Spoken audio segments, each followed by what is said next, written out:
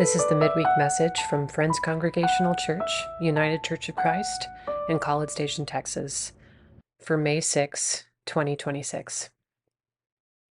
Reflections from a pastor who went through anger management therapy. Recently, a friend of mine thanked me for my ability to remain calm under pressure after an event at which we both volunteered. I took a deep breath after that and held space for gratitude.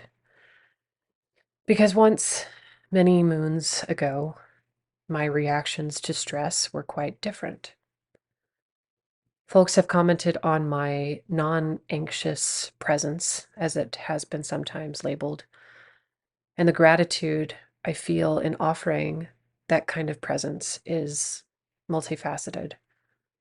I'm grateful that I can provide a non-anxious presence to others. I'm grateful for the ways it also keeps me centered, present, and calm. And I'm grateful that I have done the work necessary to manage my anger, as it is a step towards being accountable for the times in my past when I have not. There was once a time in my life when I had almost Jekyll and Hyde-esque shifts in my mood. I would feel my chest tighten and my blood almost boiling, and it came on so quickly, so ferociously, I didn't know where to put it. Reactions varied, but included shouting, slamming doors, and at times, self-harm. I felt deeply ashamed about it, and so I sought therapy. This was when I was diagnosed with PTSD. I was in my early 20s.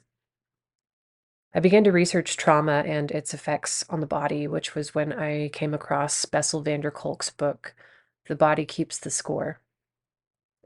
It explains, in great detail, the chemical effects of trauma on the body that often manifest into fight or flight responses due to a rapid increase in stress hormones that often feel disproportionate to the actual event occurring. During my therapy, I learned that my anger responses were essentially like a shaken up soda with the lid suddenly removed. In a sense, it was messy. But the anger can still come up just in little spurts, as one does when opening a temperamental carbonated beverage.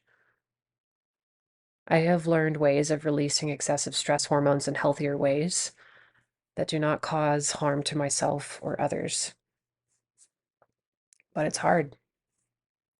It's really hard. I say all of this because I, along with so many others, are recognizing the pervasiveness of anger.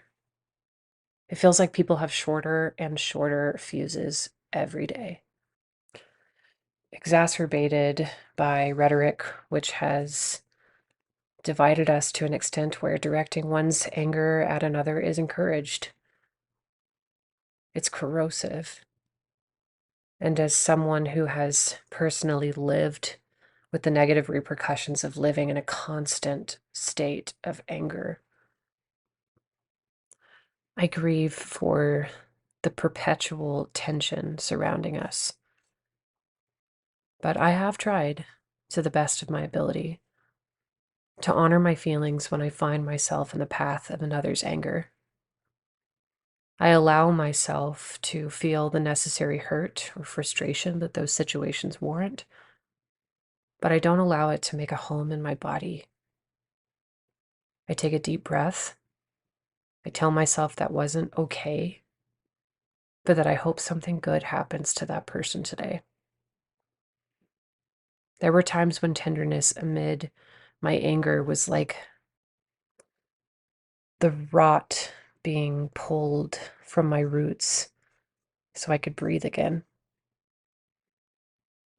I don't claim to have a solution for the world's anger, but I have been on a journey for many years to learn how to be softer, more tender, and show grace.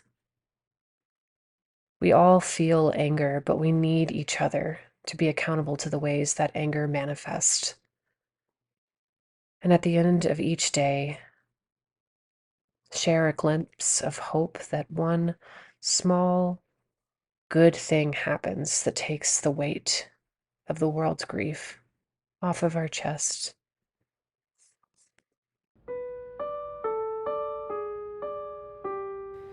We hope you have enjoyed the Midweek Message from Friends Congregational Church, read by our Associate Pastor to Youth and Young Adults, Reverend Brooke Dooley.